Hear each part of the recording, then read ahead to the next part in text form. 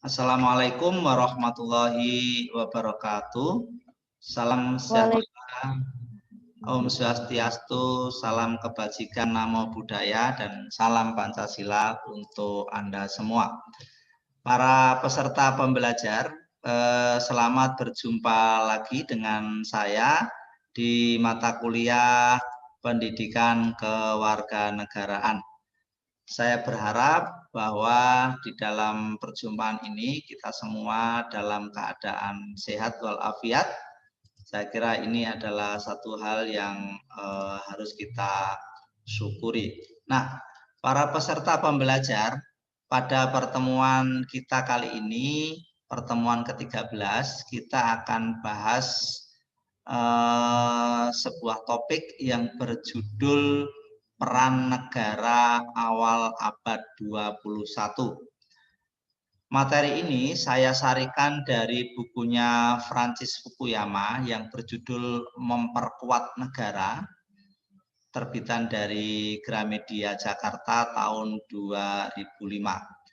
Sebelumnya perlu saya sampaikan terlebih dahulu bahwa buku ini dilatar belakangi oleh sebuah perubahan konstelasi peta politik dunia, di mana berakhirnya Perang Dingin yang membelah dunia antara blok barat yang notabene adalah berhaluan ideologi politik kapitalisme, liberalisme, kemudian blok timur yang berhaluan sosialisme, komunisme. Itu setelah Perang Dingin, maka dunia memasuki era baru di mana konflik bukan hanya tidak lagi berdasarkan pembelahan ideologi itu, tapi lebih pada konflik-konflik yang bersifat identitas. Nah, bersamaan dengan semakin menyebarnya kesadaran demokrasi di berbagai negara, khususnya di negara-negara ketiga, negara miskin, di mana nilai-nilai demokrasi sudah menjadi value di dalam tata kelola kehidupannya, dalam kehidupan bernegara, maka muncul sebuah kesadaran baru yang menanyakan ulang di mana sesungguhnya dan seharusnya posisi negara dalam kehidupan bersama. Nah, disitulah kemudian Francis Fukuyama menulis buku ini dengan harapan akan memposisikan negara secara lebih tepat bersamaan dengan perkembangan-perkembangan terbaru. Nah, para peserta pembelajar, bagaimana peran negara di awal abad 21 ini dilatar belakangi oleh berbagai fenomena kekinian, yaitu satu, munculnya terorisme. Kita tahu bahwa terorisme terutama setelah tragedi menabraknya pesawat di dua menara kembar di WTC New York itu, kemudian melahirkan sebuah isu baru di dalam dunia global, yaitu against terrorism, yaitu bagaimana seluruh dunia dihadapkan pada persoalan yang sama, yaitu menghadapi terorisme. Nah, terorisme ini menurut asumsi ini adalah sebuah gerakan-gerakan yang berbasis pada keyakinan ideologi, khususnya memang salah satu paham di Islam terutama, walaupun tidak serta-merta terorisme selalu Islam, tetapi kekuatan terorisme setelah tragedi tumbangnya dua menara di WTC itu, kemudian simbol-simbol gerakan Islam radikal memang dicurigai bahkan dituduh sebagai pelaku dari terorisme. Nah, sejak muncul isu inilah kemudian dipertanyakan kembali di mana sesungguhnya negara harus berperan ketika menghadapi ini. Itu pertama. Kedua, adanya perang sipil. Nah, perang sipil ini adalah sebuah konflik-konflik yang bersifat horizontal di berbagai negara, yang biasanya dilatar belakangi oleh berbagai persoalan yang kompleks di negara tersebut. Saya kira antar satu negara dengan negara lain berbeda-beda. Bisa karena dilatar belakangi isu SARA lah kalau di Indonesia, atau isu-isu kriminal antar kelompok. Yang jelas adalah perang-perang sivil, perang-perang junta paramiliter, sipil bersenjata yang bersifat horizontal ini juga memunculkan persoalan bagaimana seharusnya negara berperan. Ketiga adalah masih munculnya di abad 21 ini tentang beberapa negara masih menderita adanya bencana kelaparan dan kemiskinan. Dan yang terakhir adalah merebaknya penyakit. Pada saat ditulis buku ini memang yang menjadi momok penyakit global itu adalah HIV/AIDS. Tapi kita tahu bahwa sekarang isu tentang merebaknya penyakit ini seperti yang sekarang terjadi adalah pandemi COVID-19. Nah, dari 4 persoalan yang muncul inilah kemudian orang mempertanyakan apakah seharusnya kembali negara itu diperkuat atau tidak. Nah, pertanyaan ini muncul mengapa? Karena setelah berakhirnya Perang Dingin, dunia itu kan memasuki era yang disebut dengan neoliberalisme. Neoliberalisme itu adalah ketika proses-proses interaksi di dunia, khususnya dalam transaksi ekonomi, banyak didominasi oleh korporasi transnasional, yaitu sebuah perusahaan-perusahaan besar lintas negara, di mana dengan hadirnya perusahaan-perusahaan besar itu, hukum pasar menjadi lebih dominan. Nah, karena hukum pasar lebih dominan, neoliberalisme mengharuskan adanya pengurangan terhadap hambatan-hambatan transaksi pasar. Itulah kemudian negara dipaksa untuk meminimalkan perannya. Sehingga praktis yang dominan itu adalah transaksi-transaksi pasar. Negara hadir hanya sebatas sebagai fasilitator, bahkan negara menjadi bagian dari agen korporasi-korporasi tersebut. Maka itulah kemudian negara-negara yang membutuhkan pertumbuhan ekonomi, maka logika investasi menjadi diprioritaskan. Nah, mungkin barangkali sedikit kita tarik hal ini dalam konteks negara kita seperti akhir-akhir ini pengesahan Undang-Undang Omnibus Law Cipta Kerja yang konon salah satu agenda terpenting dalam undang-undang tersebut adalah memperlancar proses investasi asing.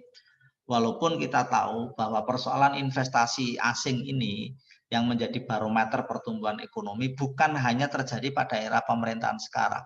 Jauh sebelumnya pada masa pemerintahan Soeharto, korporasi transnasional itu sudah hadir besar-besaran. Dan itu yang mengakibatkan Indonesia terjebak di dalam teori ketergantungan. Nah, para peserta pembelajar, contoh-contoh fenomena seperti inilah yang kemudian hadir pada awal abad 21 orang menduga bahwa negara menjadi tidak perlu.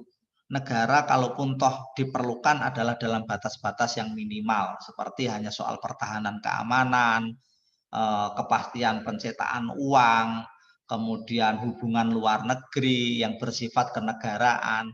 Sementara persoalan-persoalan lainnya seperti ekonomi contohnya, pendidikan, teknologi itu sepenuhnya diserahkan pada korporasi transnasional atau perusahaan-perusahaan global yang bersifat lintas negara. Nah, di sini seakan-akan negara tidak lagi dibutuhkan. Tapi begitu muncul 4 fenomena ini, yaitu terorisme, adanya perang sipil, adanya fenomena kelaparan dan kemiskinan, kemudian pada saat ini bahkan munculnya pandemik ini, orang kemudian bertanya kembali, jangan-jangan kalau negara dipinggirkan, negara dianggap tidak penting, itu justru memunculkan persoalan. Disinilah kemudian Francis Fukuyama berinisiatif menghadirkan sebuah sintesa baru bahwa ternyata negara itu perlu hadir. Ternyata negara itu penting di dalam menjaga keseimbangan dan kohesi sosial. Nah, para peserta pembelajar, dalam menghadapi berbagai persoalan di penghujung abad 21 tersebut, banyak negara yang gagal ya. Banyak negara di dunia ini ketika menghadapi terorisme tidak mampu, menghadapi kemiskinan, katakanlah negara-negara miskin di Afrika, bahkan negara-negara maju sekalipun sekarang menghadapi pandemi ya, penyakit itu juga banyak yang terpuruk, bahkan sekarang masuk di dalam jurang resesi, bahkan menjelang depresi. Ini menandakan bahwa bagaimanapun negara perlu diperkuat. Nah, untuk menjawab kegagalan itulah terlebih dahulu harus dipahami bagaimana peran negara dalam masyarakat. Nah, walaupun negara dibutuhkan, ada sebuah pertanyaan yang patut diajukan. Kalau negara itu perlu dianggap penting, dalam konteks seperti apa? Apakah tampilan negara adalah tampilan yang selama ini ada yang mengasumsikan menakutkan, anti terhadap kebebasan pasar, menindas nilai-nilai hak asasi manusia, kebebasan dan lain-lain. Atau negara dalam konteks seperti apa? Inilah yang perlu didiskusikan dan dibahas di dalam buku ini. Nah, sedikit untuk menskemakan apa yang saya jelaskan tadi, bahwa pada tahun 80-an muncul reaksi dari kaum liberal atas berbagai bentuk statisme dengan menyodorkan alternatif berupa deregulasi, debirokratisasi, dan privatisasi. Nah, inilah tadi yang saya sebut para peserta pembelajar, era yang disebut dengan neoliberalisme, di mana negara mengurangi perannya, kemudian sepenuhnya diserahkan pada mekanisme pasar. Itulah kemudian banyak negara menandatangani meratifikasi pasar bebas. Nah, kalau sudah pasar bebas, maka yang berperan subjek utamanya bukan lagi negara, tapi korporasi. Karena nanti cukai dihilangkan, pajak-pajak masuk itu disepakati, bahkan menjadi free, ya, menjadi bebas. Di sini benar-benar transaksi pertukaran antar komoditas itu ditentukan oleh mekanisme pasar. Nah, deregulasi itu maksudnya adalah ketika pasar tidak lagi diatur oleh regulasi, oleh aturan negara. Debirokratisasi itu artinya aparatur negara, birokrat itu tidak hadir. Kemudian privatisasi itu artinya hadirnya swasta, ya, perusahaan-perusahaan transnasional yang saya sebut itu. Nah, inilah kemudian mengakibatkan intervensi negara menjadi minimal. Nah, ini memang membawa keuntungan di satu sisi. Dengan situasi dan sistem semacam ini, maka akan terjadi ekonomi pertumbuhan yang pesat, ya, karena semuanya diserahkan pada mekanisme pasar. Walaupun ini kalau dikritisi di dalam kebebasan pasar itu yang terjadi tidak seideal yang digagas oleh Adam Smith bahwa pasar itu sempurna. Ternyata yang muncul monopoli-monopoli. Memang negara tidak menindas, tapi penindasan itu dilakukan oleh korporasi-korporasi besar yang memiliki kemampuan untuk mendominasi pasar. Kemudian memang kalau ekonomi pertumbuhannya terjadi, asumsinya adalah pengurangan kemiskinan dan terjadi integrasi pasar. Dunia menjadi menyatu pasarnya. Nah, tetapi di satu sisi ini juga mengandung kerugian. Apa kerugiannya? Negara mengalami pengurangan terhadap otoritasnya, ya. Kapasitasnya merosot dengan berbagai dampak itu tanya. Negara tidak lagi berwibawa, tidak lagi ditakuti, negara tidak lagi dijadikan rujukan dalam banyak hal. Seperti sekarang fenomena coba kita amati di masyarakat kita. Sekarang ini informasi saja. Itu yang dipercaya itu siapa? Kan tidak lagi selalu sumber utama itu pemerintah. Dulu pada Orde Baru ketika negara kuat walaupun dalam sistem otoriter, sumber informasi, sumber data itu rujukannya ya pasti negara melalui Departemen Penerangan. Sehingga masyarakat mau tidak mau itulah sumber satu-satunya. Percaya tidak percaya itulah yang digunakan di dalam mengakses informasi. Nah, tapi di era sekarang ini di mana kebebasan media sangat bisa dinikmati semua orang, teknologi informasi begitu canggih, media sosial begitu masif, dan perangkat-perangkat handphone menjadi bagian dari organ tubuh manusia. Maka disitulah kemudian sumber informasi tidak lagi berpusat dari negara. Semuanya bisa mengakses informasi, bahkan semua orang menjadi subjek dari informasi itu. Bahkan orang bisa membuat konten YouTube, membuat hoax, ya, post-truth, influencer, buzzer, dan lain sebagainya. Disinilah kemudian kebebasan pasar ini akan meminimalkan, ya, peran negara. Tidak lagi negara menjadi satu-satunya referensi dalam kehidupan bersama. Nah, menurut Fukuyama, peran negara harus dipahami dalam dua dimensi. Nah, ini adalah dalam konteks Fukuyama bermaksud untuk bagaimana negara itu tetap dihadirkan, tetap diperkuat, tapi dalam posisi yang tepat untuk konteks saat ini. Maka dia memetakan peran negara itu meliputi dua fungsi, yaitu cakupan atau scope dan kekuatan atau strength atau kapasitas. Dari kedua alat analisis inilah Fukuyama menentukan bagaimana peran negara idealnya dirumuskan. Apa maksudnya tentang scope dan strength? Scope itu adalah cakupan, ya. Cakupan itu hal-hal publik yang diatur atau tidak diatur oleh negara, seperti pembentukan sistem pertahanan dan peradilan, memungut pajak, melakukan intervensi, regulasi ekonomi, membangun infrastruktur, dan lain-lain sebagainya. Jadi cakupan ini adalah aspek-aspek dalam kehidupan bersama yang diurusi negara. Jadi peran negara itu sejauh mana cakupannya? Apakah hanya menyangkut kepentingan-kepentingan ruang publik atau menjangkau sampai hal-hal yang bersifat privasi? Ini sangat menentukan bagaimana sebaiknya peran negara dirumuskan. Begitu juga strength. Strength itu artinya kapasitas, kemampuan negara tersebut. Apakah kehadiran negara tersebut efektif atau tidak? Berpengaruh secara signifikan atau tidak? Nah, dari dua aspek inilah peran negara itu ditentukan. Nah, mari kita lihat bagaimana fungsi negara dalam skema scope dan strength. Ada negara yang posisinya itu berbeda-beda. Ada negara yang berada di kuadran 1.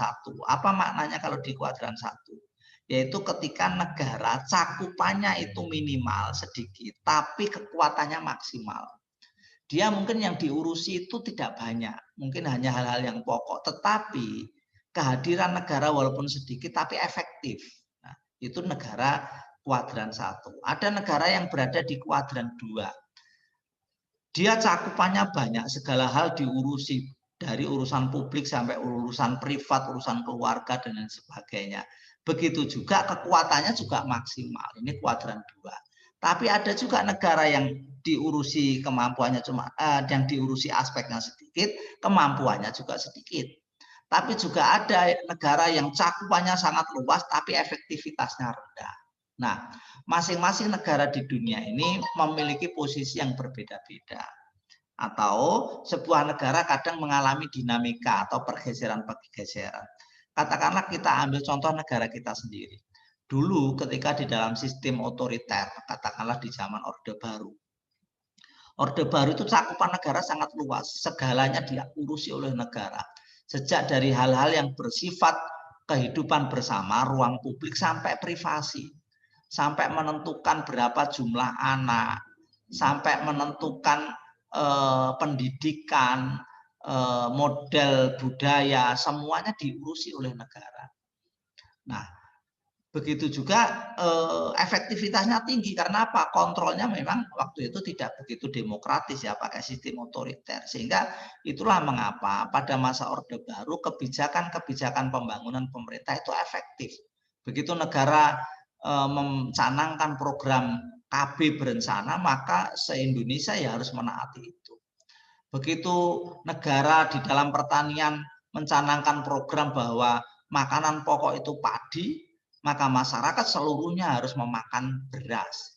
Walaupun negara kita ini sukunya beragam, ada yang budayanya makan ubi, makan sagu, ya. Tetapi karena ini kebijakan pangannya sudah beras, maka negara biasa menegakkan itu. Nah, sekarang di era demokrasi bergeser. Sekarang ini negara kita sudah mulai minimal, perannya dikurangi. Katakanlah salah satu contoh informasi.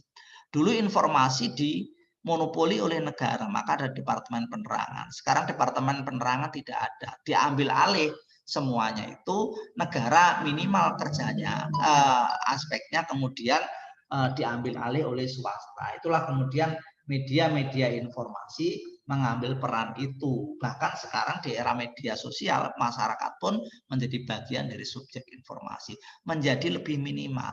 Bagaimana efektivitasnya? Ya, Anda bisa melihat sendiri.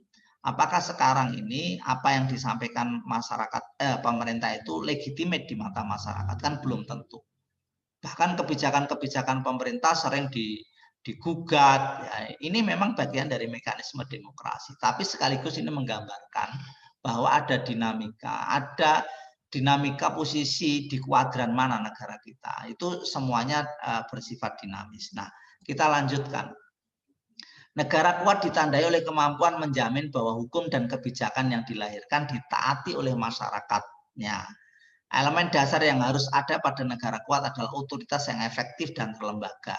Sedangkan negara lemah kebalikan dari definisi tersebut di atas. Nah, negara kuat itu adalah ketika kita kembali ke kuadran itu, apapun kebijakan itu tergantung dari tipe negaranya. Kalau tipe negaranya bertipe sosialisme komunisme, itu biasanya adalah skopnya sangat luas ya.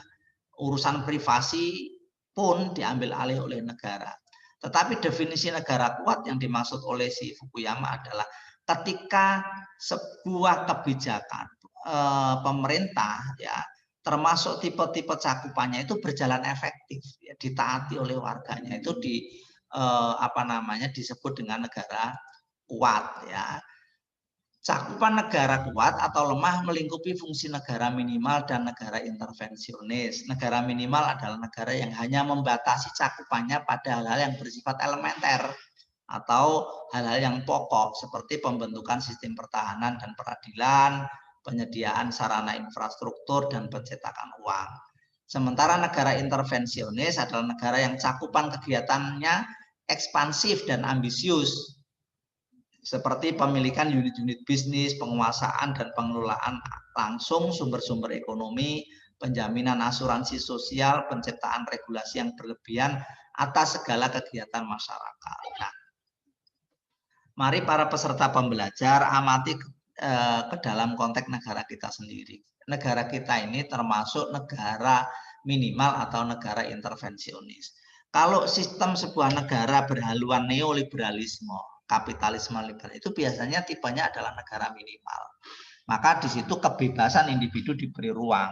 Cuma mengapa tetap terjadi ketertiban sosial? Karena negaranya efektif dan maturitas atau kedewasaan citizenship-nya, hidup kewargaannya sudah tercipta.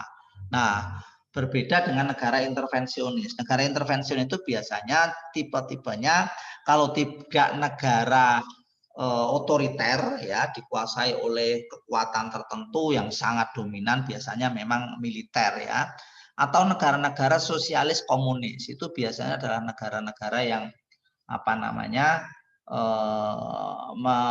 menerapkan kontrol yang ketat terhadap warganya. Ini biasanya mengintervensi, mencampuri urusan-urusan banyak hal dalam kehidupan warganya. Nah, inilah dua tipe negara di dunia. Nah, ini saya kira secara konseptual saja. Kalau Fukuyama mengenai peran negara dilatari oleh keinginan memadukan tradisi besar yang diwakili oleh dua contoh. Jadi bukunya Fukuyama ini ingin memadukan bagaimana supaya negara pada saat ini di tengah perubahan abad 21 tadi yang sudah saya sampaikan, berakhirnya perang dingin, munculnya konflik identitas, dan munculnya berbagai persoalan dalam kehidupan masyarakat, maka sebaiknya negara mengambil peran tengah, di mana Fukuyama itu memadukan atau mensintesiskan dari dua antitesa ini. Dua tesa ini, yaitu Machiavelli, Hobbes, dan Hegel, itu negara, kuasa, dan otoritas. Maka di sini adalah tipe negara intervensionis. Jadi negara itu memiliki kekuasaan sepenuhnya untuk mengatur kehidupan warga. Sementara Adam Smith, John Locke, Kant itu berhaluan tentang kebebasan, otonomi individu, dan moralitas. Inilah kemudian terciptanya negara neoliberalisme, kebebasan pasar. Nah, ini negara sangat kuat, intervensionis, ini negara minimalis. Nah, Fukuyama itu mengambil jalan tengah, bagaimana supaya kehidupan warga itu tertib, ya, negara hadir, tapi kehadiran negara itu juga tetap menjamin kebebasan warganya. Nah, inilah jalan tengah. Kebebasan dan kesejahteraan ekonomi tidak mungkin tercapai tanpa hadirnya negara yang mampu menjalankan perannya secara efektif. Tapi sebaliknya, negara yang kuat tanpa menjamin kebebasan dan kesejahteraan warganya tidak akan mampu bertahan lama. Ya, katakanlah kita ambil contoh di negara kita. Dulu di zaman kekuasaan terlama di negara kita itu kan zaman Pak Harto. Tapi itu kan lama menurut ukuran sejarah di Indonesia. Tapi selama-lamanya toh cuma 32 tahun. Ukuran untuk sebuah negara tentu sebelum 32 tahun itu tidak lama. Dan akhirnya sistem yang sekuat itu akhirnya lengser, akhirnya tumbang. Nah itu mengapa begitu? Karena negara kuat yang dibangun oleh Soeharto itu mengabaikan jaminan terhadap kebebasan warganya. Demikian sebaliknya, kalau kebebasan terlalu liar, tapi negara tidak hadir, itu juga bisa chaos, bisa terjadi konflik terus-menerus. Nah inilah para peserta pembelajar apa yang ditawarkan oleh Fukuyama. Nah, mari konsep ini kita menjadikan alat analisis untuk mengamati situasi sekarang ini. Kita tahu bahwa setelah era reformasi Soeharto lengser, masyarakat Indonesia euforia dengan demokrasi, kebebasan, hak asasi manusia. Sehingga individu maupun kelompok mengaktualisasi diri kebebasan itu dalam berbagai bentuk ya. Kalau dalam dunia politik ya akhirnya berjamurlah lahir partai-partai politik yang beragam. Kemudian di masyarakat yang muncul ormas-ormas, organisasi-organisasi masyarakat, muncul LSM. Kemudian dalam konteks individu ya orang lebih berani mengemukakan pendapat, bahkan sampai hoax sekalipun. Euforia di media luar biasa. Disinilah kemudian negara mengalami kegagapan menghadapi situasi itu. Tapi apa yang terjadi kalau kebebasan-kebebasan ini tanpa batas? Ya akhirnya muncul konflik, muncul ketidakadilan, muncul diskriminasi, ya bahkan muncul penindasan-penindasan terhadap kelompok minoritas. Nah, disinilah kemudian negara harus hadir. Tetapi hadir di sini bukan dalam bentuk otoriter seperti Orde Baru. Itulah mengapa sekarang kalau kita lihat kita harus fair juga menerima menilai kehadiran negara. Sekarang ini saya kira negara kita melalui aparaturnya jauh lebih demokratis, profesionalismenya juga meningkat. Saya kira dengan atmosfer demokrasi yang sudah berjalan, ada otonomi daerah, memungkinkan adanya dinamika lebih tinggi lagi dan memungkinkan walaupun mungkin di beberapa daerah gagal dalam proses demokrasi, tapi itu hanya proses dan mudah-mudahan ini bagian dari proses demokrasi yang lama-lama menjadi semakin dewasa. Nah inilah para pembelajar yang harus kita sadari di dalam perkembangan situasi sekarang ini yang mudah-mudahan menambah referensi kita dan saya berharap para peserta pembelajar untuk memperkaya diri, mengembangkan bacaan dan amatilah dan kritisilah situasi yang terjadi di negara ini. Inilah bagian dari bagaimana kita mencintai negara kita. Demikian apa yang bisa saya sampaikan dengan topik ini, mudah-mudahan bermanfaat dan menambah wawasan kita. Kurang lebihnya mohon maaf. Saya akhiri sampai di sini. Wassalamualaikum warahmatullahi wabarakatuh.